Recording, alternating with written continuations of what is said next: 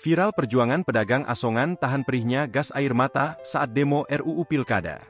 Demo RUU Pilkada dilakukan oleh sebagian besar masyarakat Indonesia dari berbagai lapisan. Mereka turun ke jalan untuk menyuarakan suara dan meminta semuanya untuk kawal putusan MK.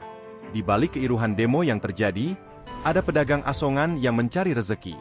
Termasuk emak-emak yang satu ini jualan asongan di tengah demo RUU Pilkada.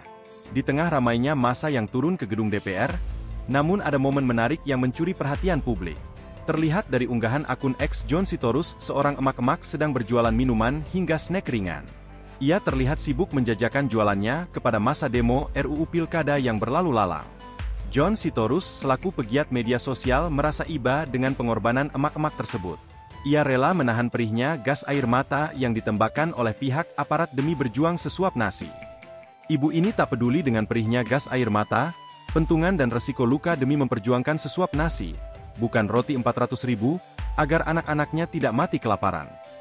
Emak-emak tersebut seolah tak peduli dengan situasi demo yang terjadi, ia tetap kekeh untuk berjualan.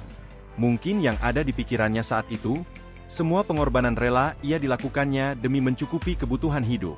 Sontak momen emak-emak jualan asongan di tengah RUU Pilkada ini pun langsung menjadi pusat perhatian warganet.